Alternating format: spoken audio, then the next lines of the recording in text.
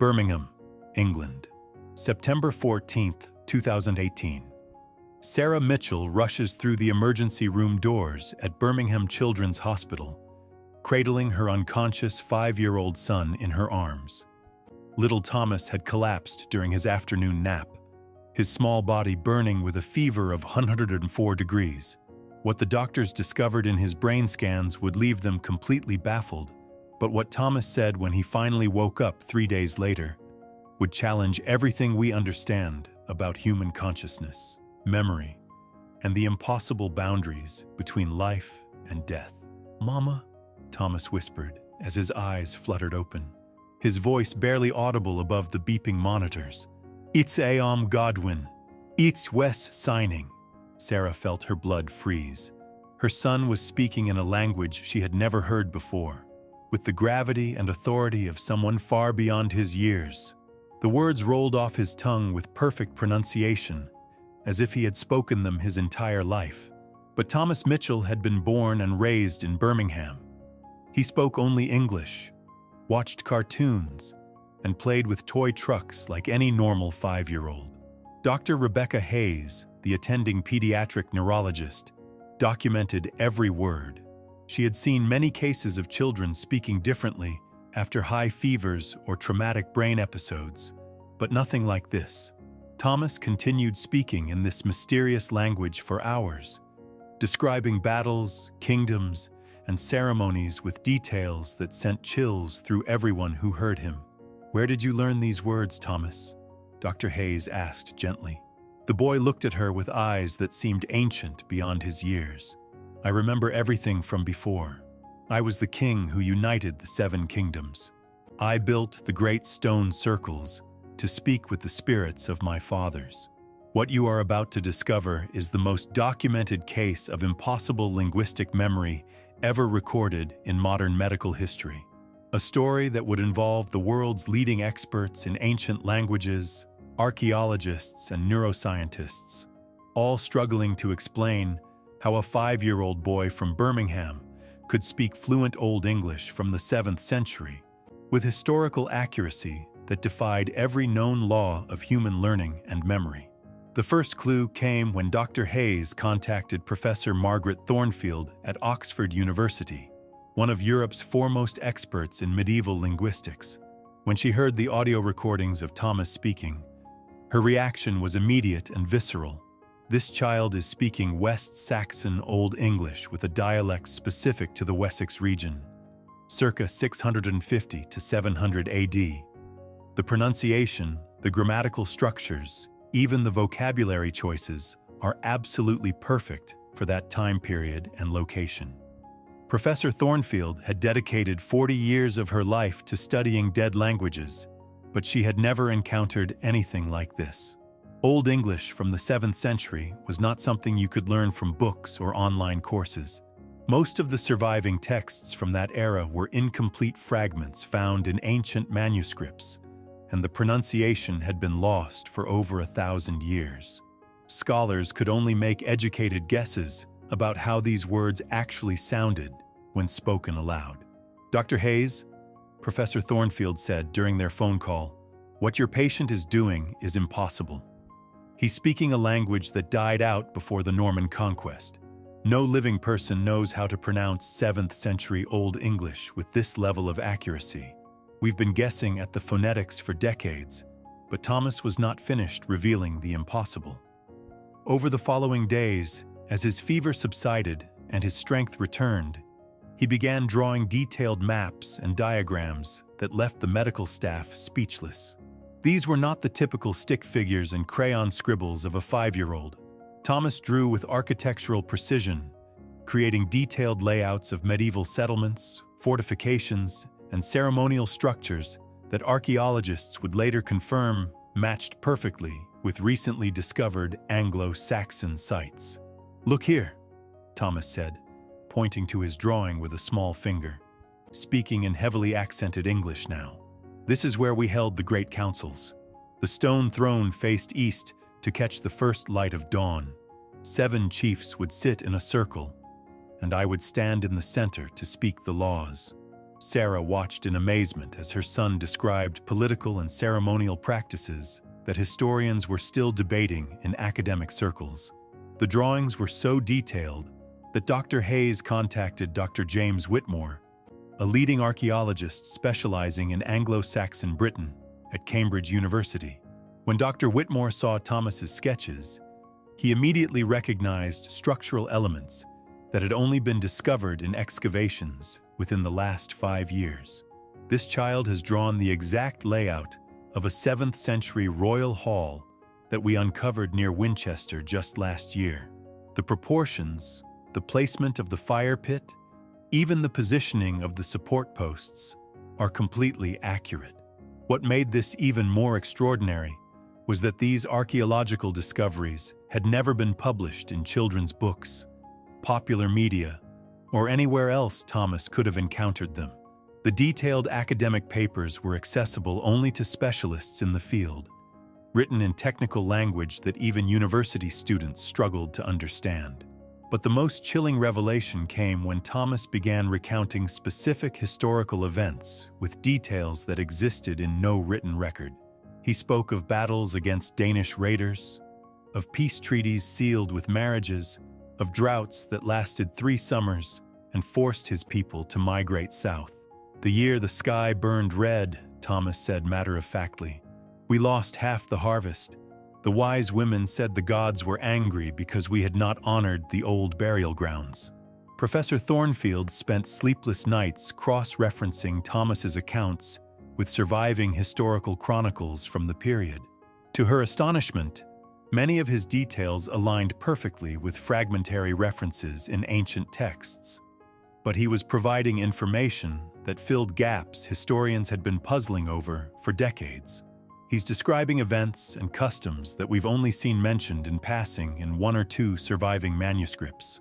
Details that no 5-year-old, no matter how precocious, could possibly know. The medical team conducted every test imaginable: brain scans, blood work, psychological evaluations, intelligence assessments. Thomas's brain showed no signs of abnormal activity, no tumors, no evidence of the kind of damage that might cause false memories or linguistic anomalies. His intelligence tested within normal ranges for his age. In every measurable way, he was a completely typical 5-year-old boy who happened to possess impossible knowledge of a civilization that had vanished over 13 centuries ago. Dr. Hayes documented everything with scientific precision, but privately she struggled with the implications of what she was witnessing. In 30 years of pediatric neurology, I've never encountered anything that challenges our understanding of human consciousness like this. Thomas isn't just remembering random facts. He's accessing complex linguistic, cultural, and historical knowledge with an emotional depth that suggests genuine lived experience. The breakthrough moment came when Thomas began speaking about a specific location that he claimed was his royal seat. "The Great Hall stood on the hill where 3 rivers meet," he said, drawing another detailed map. "Beneath the throne room, we carved tunnels into the chalk to store grain and hide treasures when the raiders came from across the Gray Sea." He pointed to specific landmarks, described the view from the hilltop, even mentioned a distinctive bent oak tree that served as a landmark for travelers. Dr. Whitmore studied the map for hours before making a phone call that would change everything. The location Thomas had described matched perfectly with an unexcavated site near Winchester that archaeologists had identified as a potential Anglo-Saxon royal complex. Ground-penetrating radar had detected what appeared to be underground chambers, but no excavation had yet been attempted. "We need to take this boy to Winchester," Dr. Whitmore told the assembled team of doctors and linguists. "If what he's describing is accurate, we're looking at the most significant archaeological discovery of the 21st century. But more than that, we're confronting evidence that could revolutionize our understanding of human memory, consciousness, and the very nature of identity itself." Thomas looked up at the adults surrounding his hospital bed, with eyes that held depths no 5-year-old should possess. "When can we go home?" he asked simply. "My people are waiting for me." The decision to take Thomas to Winchester was made within 48 hours. Dr. Whitmore assembled a team that included Professor Thornfield, Dr. Hayes, a documentary crew from the BBC, and 3 additional archaeologists who specialized in Anglo-Saxon settlement patterns. Sarah Mitchell signed release forms with trembling hands, still struggling to comprehend how her little boy had become the center of what academics were calling the most extraordinary case in modern archaeological history. The drive from Birmingham to Winchester took 3 hours. Thomas sat quietly in the back seat, staring out the window at the rolling English countryside, with an expression of profound recognition. "The forests were thicker then," he murmured as they passed through areas of farmland. "We could hunt deer for 7 days without seeing the same trees twice." His voice carried a melancholy that chilled Sarah to the bone. When they arrived at the site Thomas had mapped so precisely, the boy stepped out of the car and stood perfectly still for nearly 5 minutes. The location was an unremarkable grassy hill overlooking a valley where 3 small streams converged. To anyone else, it looked like typical English countryside.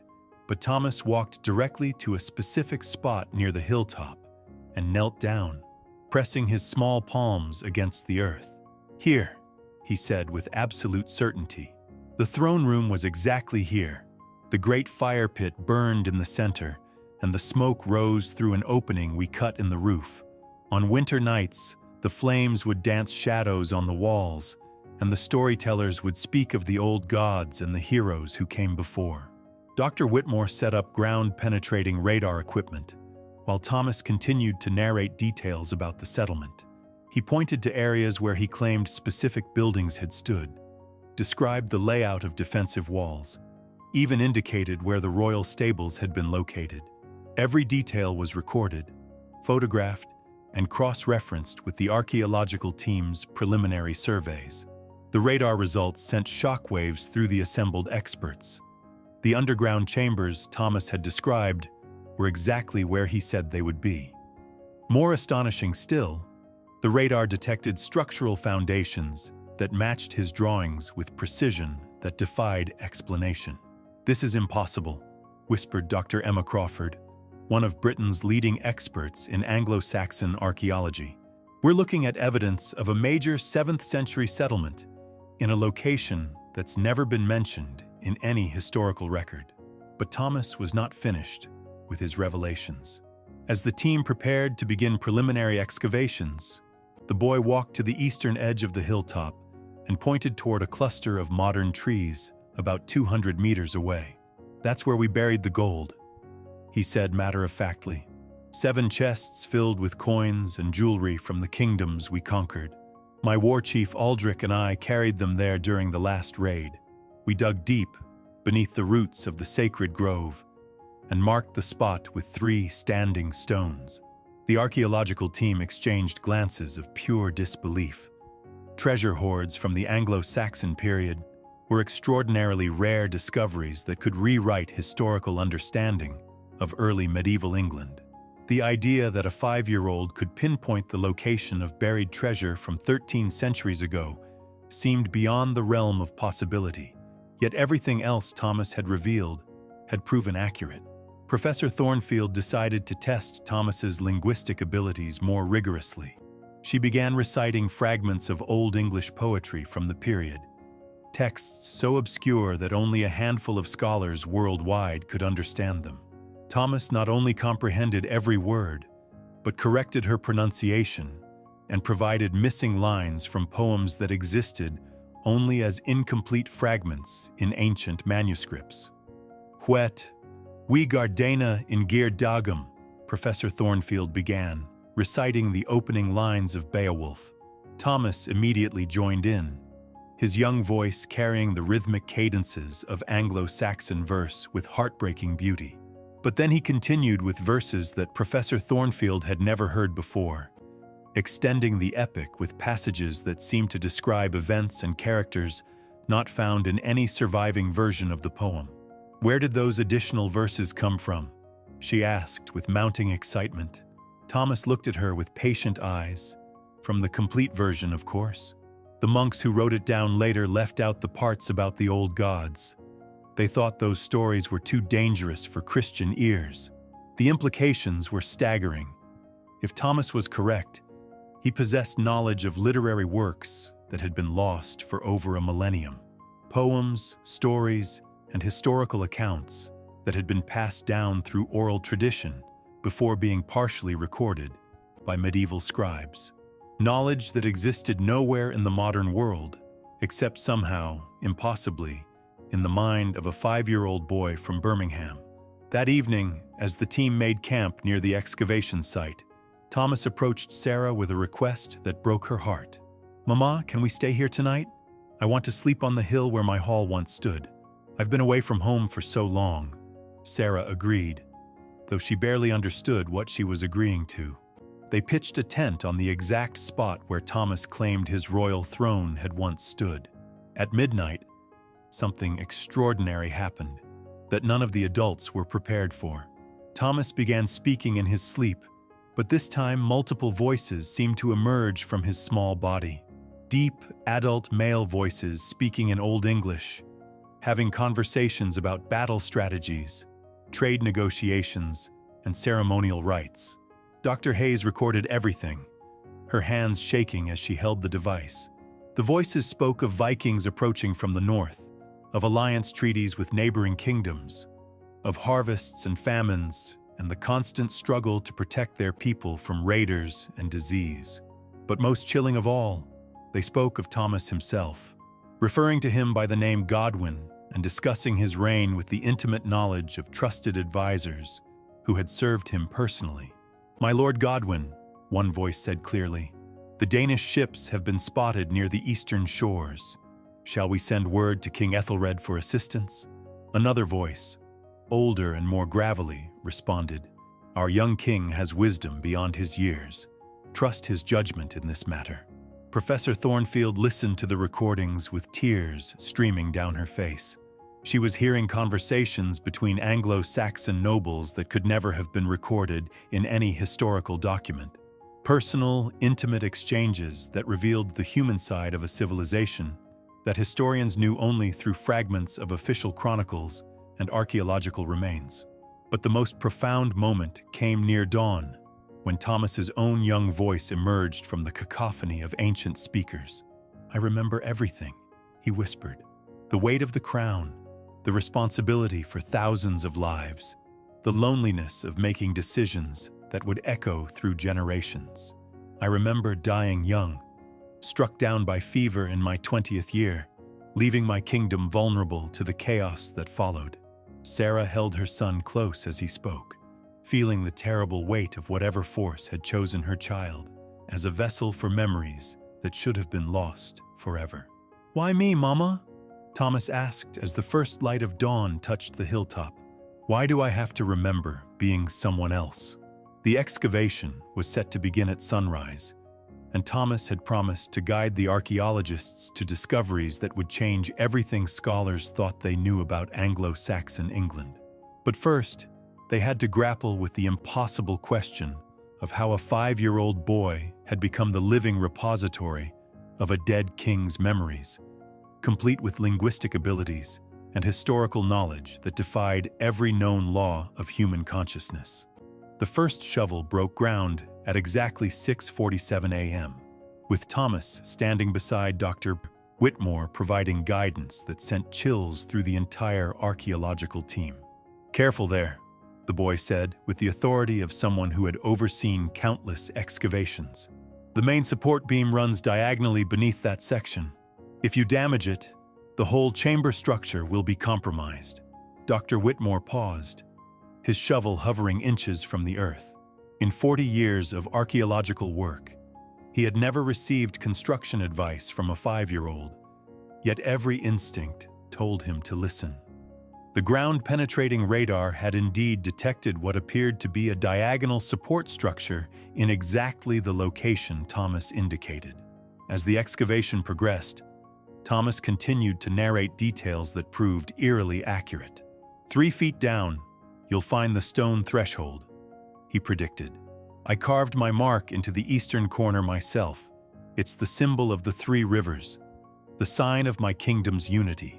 Dr. Crawford documented every prediction, her academic skepticism warring with the mounting evidence before her eyes. At precisely 3 feet, they uncovered a massive stone threshold, weathered by centuries but still intact. In the eastern corner, barely visible beneath layers of accumulated soil, was a carved symbol showing 3 wavy lines converging into a circle. Thomas traced the marking with his small finger, tears streaming down his cheeks. "I remember carving this," he whispered. "It took me 7 days because I wanted it perfect. This symbol would outlast my life, outlast my kingdom, outlast everything I thought was permanent." Professor Thornfield knelt beside the boy, her voice trembling with emotion. "Thomas, what happened to your kingdom? Why did it fall?" The child looked at her with eyes that held the weight of tragic memory. "The fever took me in the 20th year of my reign. My brother Edric was meant to succeed me, but the nobles quarreled. Without strong leadership, the Danish raiders swept through our lands like wildfire. Within 5 years, everything we had built was reduced to ash and legend." The excavation continued throughout the morning, revealing layer after layer of perfectly preserved Anglo-Saxon architecture. Thomas guided them to hidden chambers, described the purpose of each room, even explained the significance of decorative elements that archaeologists had never seen before in sites from this period. "That's where we stored the royal regalia," he said, pointing to a small alcove. The crown was made of hammered gold with garnets from the eastern kingdoms. The sword had runes carved into the blade that spoke of victories over the sea-wolves. Dr. Hayes watched the proceedings with growing unease. Her medical training told her that what she was witnessing was impossible, yet the evidence mounted with each shovelful of earth. This 5-year-old boy was demonstrating knowledge that simply could not exist in any modern human consciousness. The linguistic expertise alone would require decades of specialized study. But Thomas also possessed intimate familiarity with architectural techniques, political structures, and cultural practices that were known only through fragmentary historical sources. But the most disturbing moment came when they uncovered what Thomas had described as the royal treasure chamber. The boy had predicted its exact location, down to the positioning relative to specific architectural features. As they carefully removed centuries of accumulated debris, the chamber revealed itself exactly as Thomas had described. Stone walls lined with carved symbols, a raised platform where valuable objects had once been stored, even drainage channels to protect contents from moisture. "The treasure isn't here anymore," Thomas said sadly as they explored the empty chamber. "After my death, Edric moved everything to what he thought was a safer location, but he chose poorly. The Vikings found that hiding place within a year." He pointed to scratches on the stone walls. These marks were made by their axes as they searched for anything of value left behind. The archaeological team stood in stunned silence.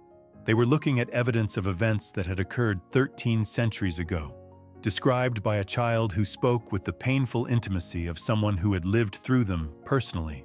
Dr. Whitmore began documenting every detail with professional precision, but privately he struggled with implications that challenged his entire understanding of human consciousness and historical knowledge. As afternoon approached, Thomas made an announcement that stopped everyone in their tracks. "Tonight, when the moon is full, I will show you where we buried the sacred texts. The Christian monks who came later tried to destroy all records of the old ways, but we hid the most important writings in a place they could never find." He looked directly at Professor Thornfield. "You've spent your life studying fragments of our language and culture. Tonight, you'll see the complete versions of texts you thought were lost forever." Professor Thornfield felt her legs grow weak. The idea that complete Anglo-Saxon manuscripts might still exist, hidden for over a millennium, was beyond her wildest academic dreams. But if Thomas was correct, they were about to discover literary and historical treasures that would revolutionize understanding of early medieval England. "Where are these texts hidden?" Dr. Crawford asked, barely able to keep the excitement from her voice.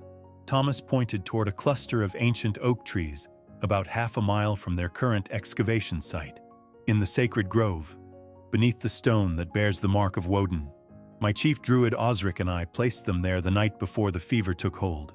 We knew the Christian priests would burn anything connected to the old gods.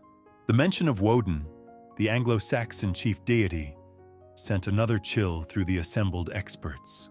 Thomas was demonstrating knowledge not just of political history, but of religious practices that had been suppressed and forgotten for centuries. The fact that he spoke of these beliefs with personal familiarity, as lived experiences rather than academic knowledge, was deeply unsettling to everyone present. As the sun began to set, casting long shadows across the excavation site, Thomas stood on the hilltop where his royal hall had once dominated the landscape. "I can see them," he said softly, his young voice carrying across the evening stillness.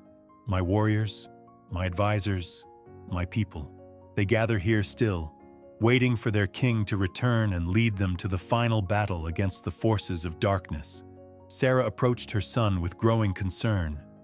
The boy she had raised for 5 years was disappearing more completely with each passing hour, replaced by something ancient and profound that she barely recognized. "Tommy," she said gently, using his childhood nickname. "Do you remember our house in Birmingham? Do you remember your toys, your friends from school?" Thomas turned to her with eyes full of compassion and terrible sadness. "I remember everything, Mama. I remember being your little boy. And I remember being a king who died too young 13 centuries ago. Both lives are real. Both sets of memories live in my mind. But the older memories are stronger now, pulling me back to a time when my choices mattered for the survival of thousands." The implications of his words hit Sarah like a physical blow. She was losing her son to memories that belonged to someone who had died before the Norman conquest, before England, as she knew it, had even existed. The child she had carried and nurtured was being consumed by the consciousness of an Anglo-Saxon monarch whose kingdom had fallen to Viking raiders over a millennium ago. Dr. Rita Hayes documented this exchange with clinical precision, but her heart broke for the mother watching her child slip away into impossible memories. In all her years of pediatric medicine, she had never encountered a case where the line between individual identity and historical consciousness became so thoroughly blurred. As darkness fell over the Winchester countryside, Thomas prepared to lead them to what he claimed would be the greatest archaeological discovery in British history. The sacred texts hidden by a dying king and his druid advisor, preserved through 13 centuries of war, conquest, and cultural transformation, waiting for the moment when their royal protector would return to reveal their location. But first, the boy who claimed to be Godwin had one final revelation that would shake the foundations of everything the modern world believed about death, memory, and the persistence of human consciousness across the vast expanse of time. The moon reached its zenith at precisely 11:47 p.m., casting silver light across the ancient landscape where Thomas claimed his kingdom had once flourished. The archaeological team, along with Sarah and the BBC documentary crew, followed the small figure as he walked with unwavering certainty toward the sacred grove he had described. Each step seemed to carry him further away from the 21st century and deeper into memories that should not exist. Thomas stopped beside a massive oak tree, whose gnarled trunk bore the scars of centuries. At its base lay a flat stone, partially buried beneath layers of fallen leaves and soil. "Here," he said simply, kneeling beside the marker. Osric and I worked through the night to hollow out the space beneath. The fever was already burning in my blood, but I knew these texts had to survive the coming darkness. Dr. Whitmore approached with his equipment, but Thomas held up a small hand to stop him. "No machines," the boy said with quiet authority. "These treasures require human hands, just as they did when we placed them here." He began carefully clearing debris from around the stone, his movements precise and reverent, as if performing a ritual he had done countless times before. As Thomas worked, he began speaking in Old English again, But this time his words carried a different quality. Professor Thornfield realized with growing amazement that he was reciting what appeared to be an invocation, calling upon ancient spirits to witness the recovery of their sacred knowledge. The phonetic precision was flawless, but more than that, the emotional resonance suggested someone performing a deeply meaningful religious ceremony. "Woden, Father of Wisdom, guide our hands," Thomas chanted softly. "Let the words of our ancestors rise again from their long sleep. Let the truth of the old ways shine once more in the world of men." His young voice carried across the moonlit grove with haunting beauty, each syllable pronounced with the devotion of a true believer. Sarah watched her son with tears streaming down her face. This was not the child she had raised, not the boy who giggled at cartoons and begged for extra bedtime stories. This was something else entirely, something ancient and powerful that had somehow taken residence in her little boy's mind and heart. The stone proved heavier than expected, requiring the combined efforts of 3 archaeologists to shift it aside.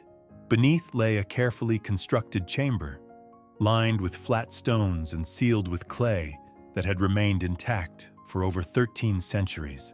Thomas peered into the opening and nodded with satisfaction. "They're still here." Osric chose well. Inside the chamber, wrapped in oiled leather that had somehow survived the passage of time, were 17 manuscripts. Each one had been carefully preserved using techniques that medieval scholars would not develop for another 2 centuries.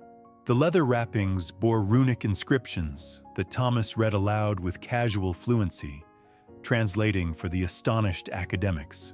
"This one contains the complete genealogies of all 7 kingdoms," he explained, handling the first manuscript with reverent care. "Not just the kings, but the bloodlines of every noble family, the alliances sealed through marriage, the debts of honor that bound us together or drove us to war."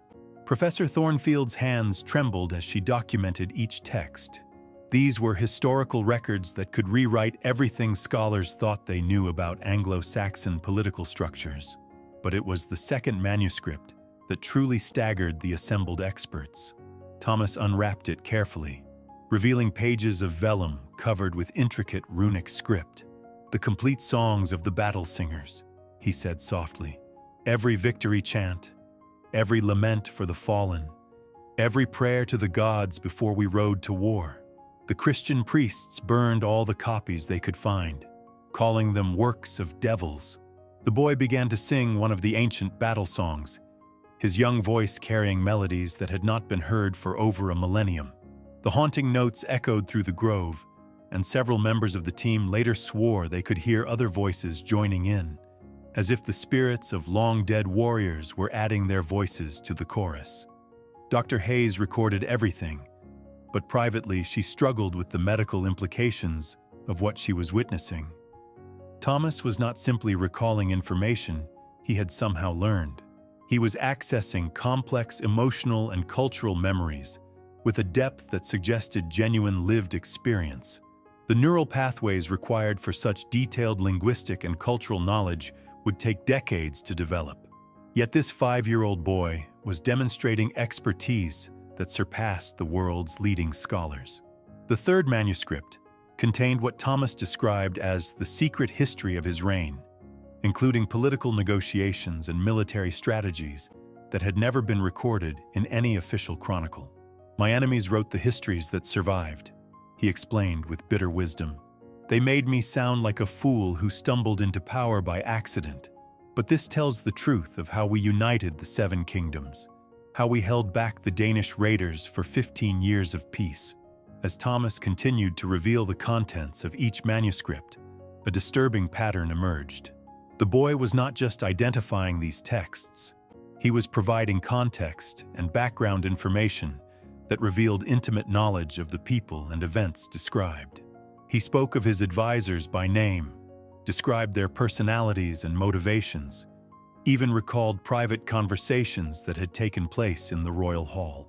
"Aldrich was my most trusted war chief," Thomas said, pointing to a passage in one of the manuscripts.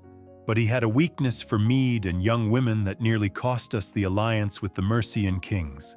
I had to send my own sister to marry their prince to repair the damage Aldrich caused during the harvest feast. Thomas Mitchell returned to Birmingham 6 weeks later, but the boy who came home was forever changed.